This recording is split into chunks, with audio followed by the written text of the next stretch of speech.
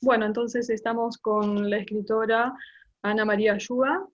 Gracias por haber aceptado ser la primera entrevistada del proyecto Diálogos y Dialogismos de la Universidad Parinanter, que tiene por ambición acercar al público hacia el estudio de las formas que el diálogo y el dialogismo toman en las literaturas de los mundos hispánicos.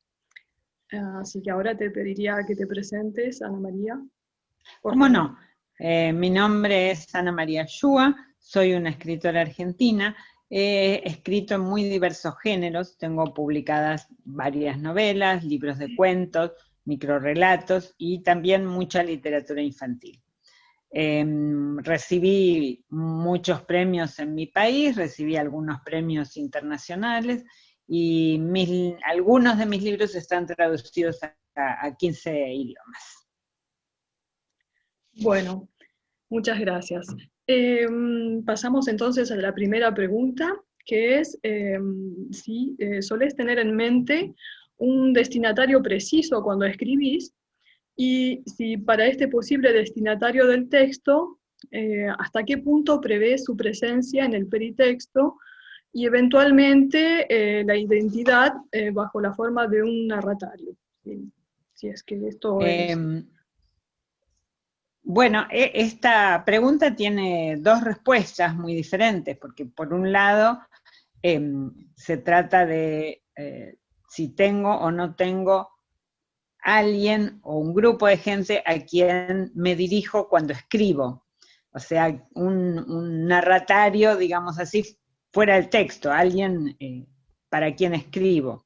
Y en realidad sí, hay situaciones en las que se escribe específicamente para alguien. Por ejemplo, no es lo mismo si me dirijo a un adulto que si me dirijo a un chico. Cuando escribo para chicos, pienso en un lector infantil. Me dirijo a un público muy específico. Y por otra parte también cuando escribo para medios periodísticos, también tengo en cuenta, bueno, quiénes son los lectores de cada uno de esos medios y los considero como posibles receptores de mi literatura, de lo que estoy escribiendo en ese momento, ya sea una crónica, una nota o lo que sea. Y por otro lado está la cuestión de el narratario que está dentro del texto. Y tengo varios casos en los que sí está, en algunos casos, bueno, no tiene ninguna marca, pero en otros casos está muy específicamente determinado, porque yo tengo varias novelas escritas en primera persona, por lo menos dos novelas escritas en primera persona y una tercera, que es el libro de los recuerdos, en las que aparecen muchas voces en primera persona que de alguna manera dialogan entre sí y a veces se contestan y a veces no, pero digamos, son muchas voces simultáneas. Entonces, son casos muy distintos. Por ejemplo, en Soy paciente, que es mi primera novela escrita en primera persona, no hay un narratario específico. Quien habla, digamos así, porque ni siquiera está claro que está escribiendo, esa voz no se está dirigiendo aparentemente a nadie en particular. Sin embargo, bueno, esto es toda una novela una novela corta escrita en primera persona. En cambio, en el libro de los recuerdos, bueno, como lo dije, son varias voces que de alguna manera dialogan entre sí. Y finalmente, la muerte como efecto secundario, hay muy claramente alguien a quien el texto está dirigido por el narrador. El narrador le está escribiendo a una amante. No son exactamente cartas, pero sí es un texto que se le dirige a esta persona en particular, con la idea de que lo lea, de que lo va a leer. Y por cierto, es un personaje muy importante dentro del texto, y bueno, allí está. Y digamos, provoca efectos en el texto como un personaje más, aunque Claro, nunca aparezca. y cómo se lo reconoce? Bueno, el narrador se dirige específicamente a ella. Ah, y le dice, bueno, vos o te acordás cuando salíamos juntos y entonces sucedía tal cosa o tal otra, claro, y entonces esto lo hago para vos, esto que estoy escribiendo te va a recordar esto o aquello. Ahí, digamos, aparece la primera persona y una segunda persona claro. eh, en la que está contenida esta mujer que es la narrataria. Bien, La narrataria personaje. claro. Sí. ¿Con qué criterios elegís cómo plasmar un diálogo directo entre personajes? Eh, cómo lo representás por escrito, es decir, con guiones, comillas, verbos introductorios, o preferís otros procedimientos, discurso indirecto libre? En Cómo elegís? sí. En términos generales, a mí no me gusta muchísimo trabajar con diálogo. Prefiero el discurso indirecto. Pero a veces necesito que aparezca la voz de alguno de los personajes, porque de alguna manera también su habla lo define y lo muestra. Y en esos casos, y a veces, y hay diálogos también, algunos diálogos que también son importantes para la acción. Y en ese caso, yo prefiero el diálogo tradicional con guiones, aunque a veces porque depende de cómo sea el diálogo y de qué papel esté jugando dentro del texto. A veces lo refiero el diálogo, pero no en un discurso indirecto, sino directo, ¿no? Y entonces pues, aparece dentro de la narración, pero como diálogo, como las palabras del personaje, como incrustadas, ¿no? Dentro del proceso narrativo. Claro. Y bueno, también hay modas en esto, ¿no? Hubo épocas en que se usaban las comillas, después se usaron los guiones de diálogo, ahora está muy de moda transcribir los diálogos sin ningún aviso para el lector, sin decirle, lector, acá hay un diálogo, sino que van directamente sin guiones de diálogo. Claro. Y bueno, es posible que en algún momento opte por ese estilo, que también es interesante, hace trabajar un poquito más al lector, me gusta. Claro. Sí. A lo mejor eso exige un manejo de la escritura para no dificultar la comprensión, ¿no? Bueno, no necesariamente, realmente se hace trabajar al lector. Estoy pensando, por ejemplo, en McCarthy, eh, que trabaja mucho los diálogos así, y bueno, y me gusta el efecto que produce. Bueno. Cuando introducís alguna forma de oralidad en el texto, ¿te preocupás porque sea fiel a la realidad? Y si esta respuesta es afirmativa, ¿podés decirnos cuáles son tus estrategias para intentar reproducir de forma realista los diálogos y la oralidad? Y Es que bueno, todo depende. mm, Sí, todo depende, no hay una única respuesta, porque depende del tono general con que uno está escribiendo. A veces, digamos, he elegido deliberadamente un tono no realista y entonces los diálogos tienen que estar en esa misma sintonía, ¿verdad? Si estoy escribiendo una narración que juega con el absurdo, bueno, los diálogos van a jugar con el absurdo también, no van a ser necesariamente realistas. Y otras veces sí, otras veces quiero y me importa mucho que sean realistas. ¿Cómo hago? Bueno, eso suele suceder cuando estoy trabajando en una novela. Cuando estoy trabajando en una novela estoy con todas las antenas encendidas, tratando de atrapar todo lo que suceda a mi alrededor que pueda servir para mi novela. Y entonces, por supuesto, también los diálogos, ¿no? Presto otro tipo de atención a toda la realidad que me rodea y también a los diálogos. Y bueno, y si encuentro algo que me sirve, por supuesto va a la novela que se va devorando todo, ¿no? Se va devorando toda la realidad. claro, ¿y qué métodos utilizás para recuperar esos diálogos de la realidad? A veces los anoto, a veces simplemente me los recuerdo, porque, bueno, como estoy muy metida en el mundo de la novela, entonces me basta con asomarme al mundo real y tomar algo y lo puedo mantener en la memoria. Alguna vez los anoto, Claro. sí. Bueno, ¿sos sensible a la forma de hablar de las distintas regiones o parte del mundo en la que hayas vivido? ¿Y has sentido el deseo de reproducir ciertos usos, expresiones específicas? Sí, sí, soy absolutamente sensible a los acentos, a las expresiones, a las formas de hablar, porque bueno, todo lo que está en relación con el lenguaje me interesa.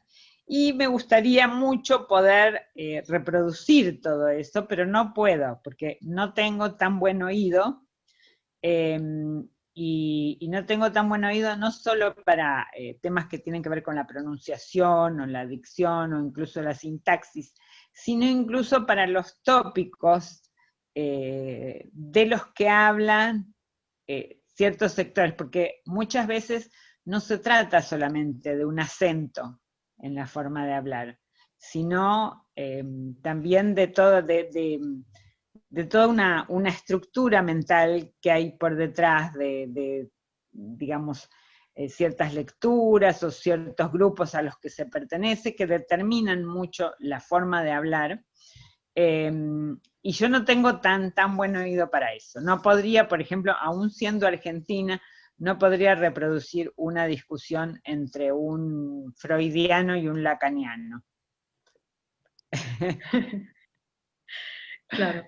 ¿Dosificás voluntariamente el empleo de localismos, justamente por este caso de ser argentina, o los dejás imponerse de manera espontánea en el transcurso de la escritura de una obra teatral o de un guión cinematográfico, por ejemplo? Bueno, nada es espontáneo, tratándose de literatura nada es espontáneo.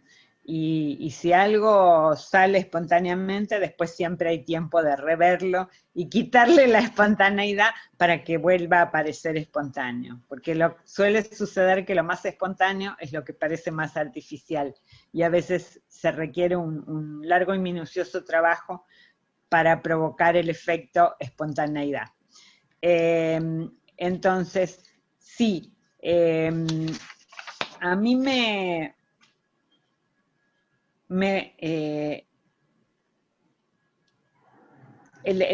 estábamos con el tema del empleo de localismos, ¿verdad? Sí. Bueno, a veces sí y a veces no, no siempre, digamos. A veces necesito que un personaje se exprese con ciertos localismos que tengan que ver con, bueno, el lugar donde está o su trabajo, o la función que ocupa, etcétera, etcétera. Y a veces no. En términos generales yo le escapo un poco a los localismos.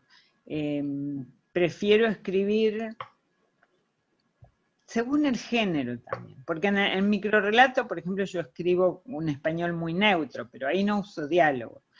Cuando uso diálogos, sí, trato de que sí haya localismos y que no sean excesivos. Digamos, que eso lo pueda leer cualquier autor de cualquier lugar de habla hispana sin preguntarse qué está diciendo esta persona. Claro.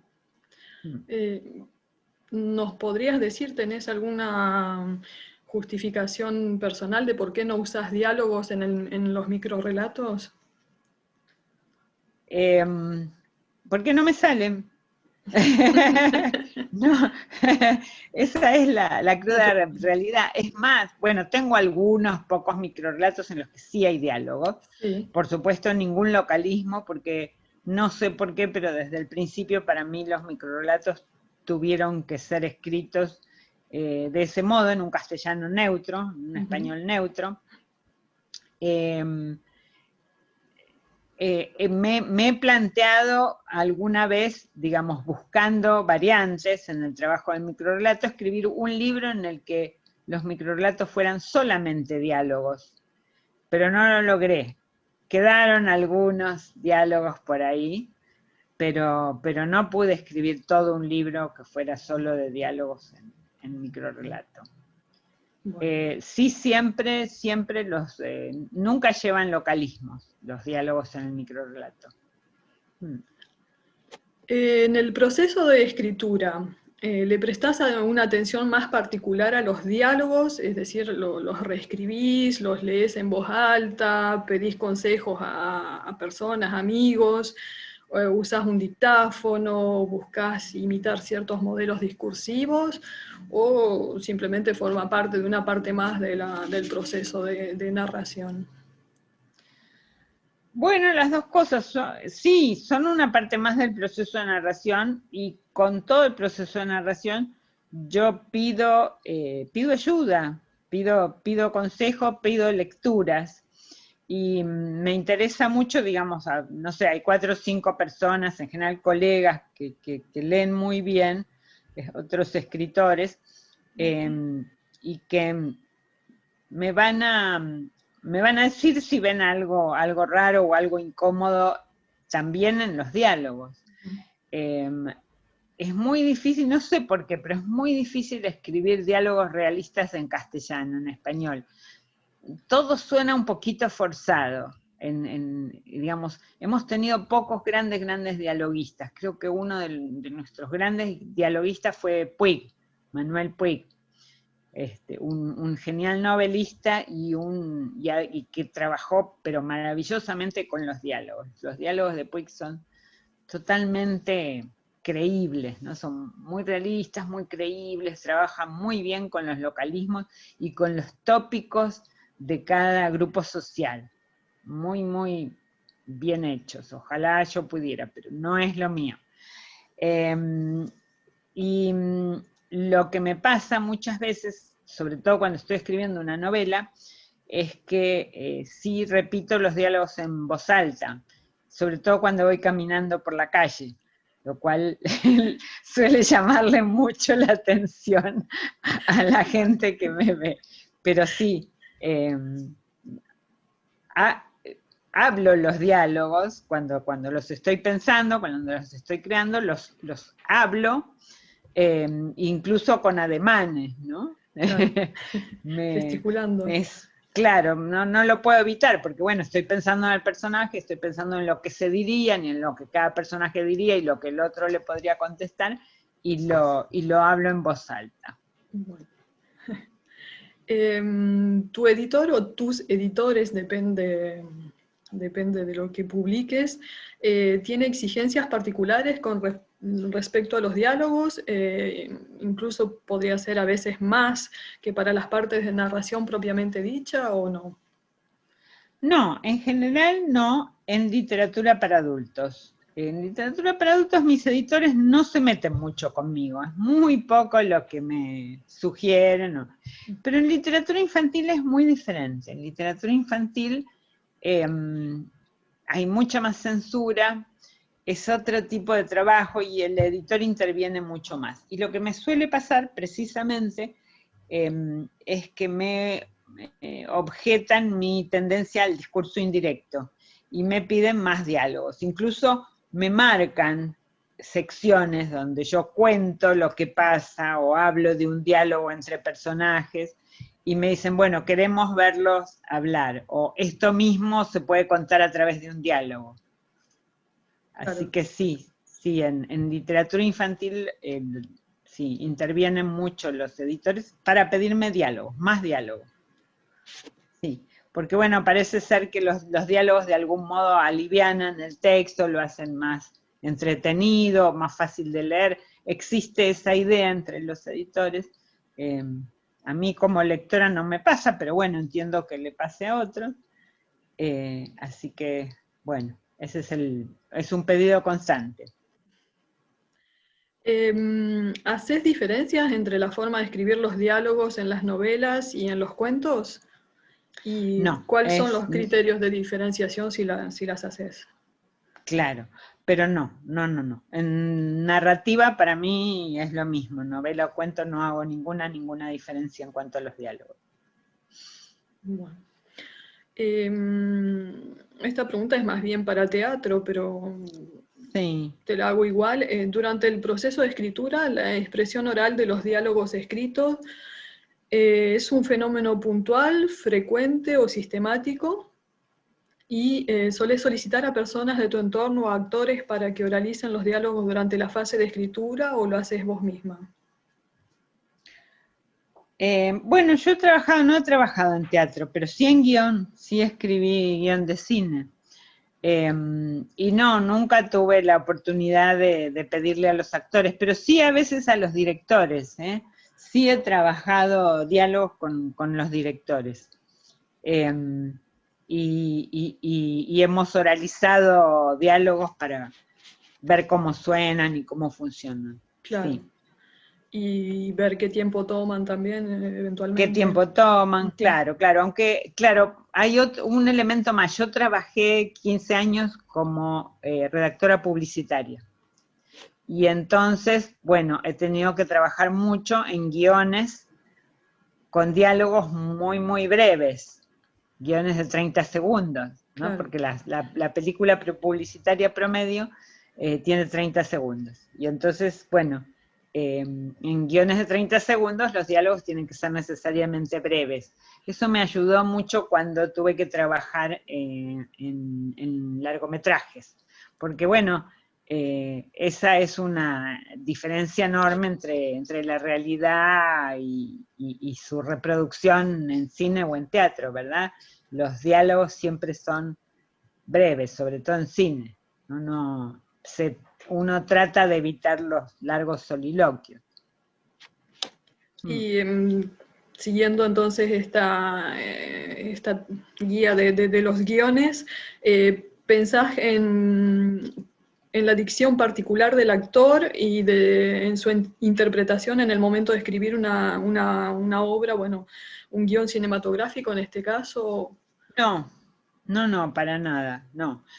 Pero, sin embargo, digamos, tuve una situación con una actriz, con una muy buena actriz argentina, escribiendo un guión, el guión de la película ¿Dónde estás, amor de mi vida, que no te puedo encontrar? Ujú.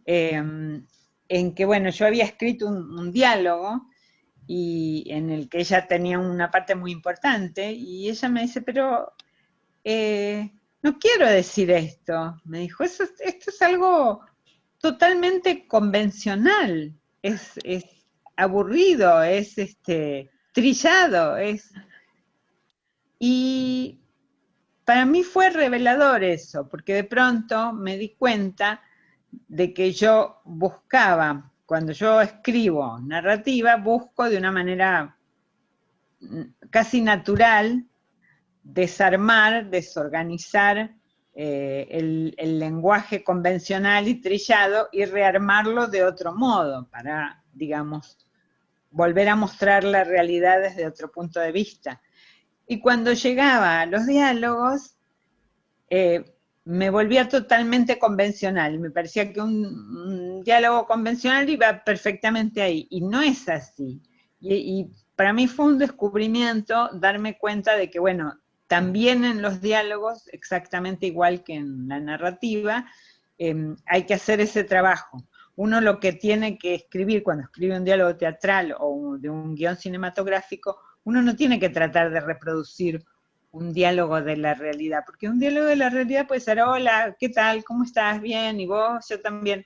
No, eso no nos sirve. Tiene que ser esas palabras que en ese contexto funcionan de manera tal que sirvan para la acción y que despierten al espectador, ¿verdad? El espectador no puede distraerse ni dormirse en un diálogo, tiene que estar atento, Claro, que hay lo que muevan. despertarlo, claro, hay que despertarlo, hay que recordarle que está mirando una película y que todo lo que van a decir los actores va a ser interesante, por una razón o por otra. Interesante, importante y Claro, valioso. claro, Entonces tiene que prestar atención. Y para que preste atención, bueno, no se puede descansar en convencionalismos. Y claro. bueno, nada, le reescribí el diálogo, ella quedó muy contenta y yo también. Y esa experiencia entonces te sirvió después para lo que es narrativa. Sí, sí, me sirvió para la narrativa, sobre todo me sirvió para seguir escribiendo el guión. Claro. Bueno, y siguiendo con el tema de la adaptación cinematográfica, que conlleva una escritura más o menos completa de la obra original, con el fin de acentuar la oralidad, ¿qué modificaciones lingüísticas realizás sin inconveniente para acentuar la oralidad del guión? Sí, no sé cómo se puede acentuar la oralidad, porque en el diálogo, en el guión, bueno, es oral, va a ser oral, y no hay ninguna otra posibilidad. Entonces también depende mucho del tono, una vez más, que tenga la película que se está haciendo, del tono general. No es lo mismo, y además de la escena y de la situación, no es lo mismo si es un diálogo que aparece en un sueño, por ejemplo, que si es un diálogo en la mesa del desayuno. Y entonces, bueno, cada situación, cada escena necesita un trabajo diferente. Se me ocurre una pregunta. Cuando escribías los guiones, ¿ya sabías qué actores iban a actuar? ¿Ya tenías en mente el actor o la actriz que no, iban? No. no, en el momento de escribirlos no sabía quiénes iban a ser los actores. Claro, entonces una escritura para una oralidad más abstracta, digamos. Más abstracta, exacto. Mm. Sí, y he tenido algunos problemas, algún problema divertido ahora a distancia con un diálogo, porque cuando se hizo la película hace muchos años, la película Los Amores de Laurita, sobre una de mis novelas, había un personaje que era un muchacho judío como yo, de mi edad, que en esa época era una chica y no una vieja como soy ahora. Pero no. Entonces, este muchacho, claro, entonces el actor dijo, un judío, y trabajó y trabajó y trabajó la dicción y la forma de hablar como si se tratara de un judío polaco recién bajado del barco, en lugar de una tercera generación en la Argentina. Claro. Y entonces hablaba así, decía, querida, vení, querida. Bueno, y era absolutamente inverosímil, ridículo, era un desastre. O sea, le salía muy bien el personaje, pero no era el personaje que tenía que hacer, era el abuelo del personaje. Entonces, bueno, estábamos en esa época, bueno, todo se doblaba, ahora hay mucho sonido directo. En esa época toda la película se doblaba, estábamos trabajando en el doblaje, cuando apareció este muchacho, bueno, con ese personaje que no sabemos de dónde lo sacó, y bueno, empezamos a grabar y yo le dije al director, no, esto no puede ser, es un desastre, ¿no? Tiene que hablar como una persona normal, no puede hablar así. No es un inmigrante. Pero él había trabajado tanto que no le salía y no podía librarse de ese acento. Claro, había encarnado Y el personaje. claro, y una y otra lo grabamos, bueno, y cuando terminamos, cuando grabamos la toma número 24 de lo mismo, estábamos todos tan hartos que nos parecía que estaba bien, y dijimos, bueno, sí, ya está, se lo limpió y ya está bien y queda así. Después cuando salieron las críticas de la película, una de las cosas que se comentaba era lo ridículo de los diálogos de este personaje que hablaba como un inmigrante recién bajado del barco. Bueno, lo que muestra una vez más la importancia, ¿no? de la Claro, escritura y de no la solo del interpretación. diálogo que uno escribe, sino de Mm, cómo se dice. exacto. Claro, porque él estaba diciendo lo que yo había escrito. Claro. Bueno, ¿te cuesta a veces hacer hablar a ciertos personajes? ¿Cuáles serían y, en tu opinión, por qué aparecen ese tipo de dificultades? No, porque cuando yo estoy escribiendo, eh, hay momentos en que los personajes tienen que decir algo. Y, si es un personaje, no todos los personajes hablan en mis novelas, y bueno, y cuando tiene que decir algo, lo dice, no tengo personajes a los que me haya costado especialmente hacer hablar. No, me resulta, digamos, llegado el momento, si el diálogo es necesario, el personaje habla, no se retoban. Son dóciles. ¿Has escrito textos en los que aparecen diálogos epistolares? ¿Y qué le aporta este tipo de diálogo a la ficción? No exactamente diálogos epistolares, pero sí la muerte como efecto secundario es de alguna manera epistolar, es como una especie de larga carta que está escribiendo este hombre a su examante. Así que sí, yo diría que de alguna manera es un diálogo epistolar y aparece la segunda persona, y se dirige a ella muchas veces. Y bueno, yo creo que es interesante porque, digamos, permite recrear un personaje que no va a aparecer en la historia de otra manera. Digamos, es una especie de... Bueno, pero yo estoy hablando de un monólogo, ¿verdad? No exactamente de un diálogo epistolar, sino un No, pero monólogo, un narratario. Tiene un lado epistolar de alguna manera. Tiene un lado epistolar, pero no hay respuesta. No hay respuesta, pero el diálogo para mí siempre sirve para algo fundamental, que es definir al personaje. Claro. El diálogo cumple muy bien esa función de mostrar quién es el personaje y qué cosas dice y por qué. Claro. Y en este caso, digamos, además, y yo creo que en el diálogo epistolar sucede eso, ¿verdad? Que cada uno, cuando escribe, incluso cuando hay interlocutor, eso lo digo más como lectora que como escritora, porque nunca escribí un diálogo epistolar en el que haya ida y vuelta, pero cada uno, además de definirse a sí mismo, crea también a su interlocutor, habla de su interlocutor y lo hace presente. Según vos, ¿los diálogos tienen una función particular en tu narrativa, más allá del mero intercambio de los personajes? ¿O aparecen, por ejemplo, en un momento particular del texto, es decir, en el principio o el final del conjunto, principio o final de determinadas partes, y pueden repetirse con frecuencia o solo de vez en cuando? Bueno, para mí los diálogos en mi narrativa aparecen de vez en cuando, no aparecen con mucha frecuencia.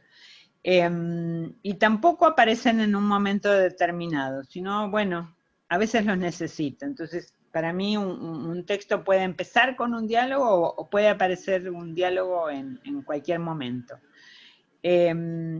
Hay más que cumplir una función particular, que para mí, bueno, es eso de lo que ya hablé, ¿no? Sirven sobre todo para definir al personaje. Lo que yo hago es tratar de evitar a toda costa esos diálogos que sirven para pasarle información al lector. Yo creo que no debería haber ningún diálogo, y espero que no los haya en mis libros, que sirvan solo para pasar la información al lector. Si un personaje le dice algo al otro, es porque el otro necesita saberlo. Es porque los personajes necesitan decirse eso que se están diciendo porque contiene una información importante para ellos, no solo para el lector. Odio los diálogos en los que el lector se entera de cosas que los personajes ya saben hace mucho y no tendrían por qué decirse. Y eso es lo que trato de evitar a toda costa. Bueno, Ana María, hemos llegado al final de esta entrevista. te agradezco muchísimo una vez más que hayas aceptado participar en ella. Y bueno, un abrazo grande. Espero que sigas Bueno, bien. al contrario, fue un gusto, Elena, y te saludo. Bueno, Y saludo a los que me estén escuchando. bueno, muchas gracias. Al Bueno. contrario.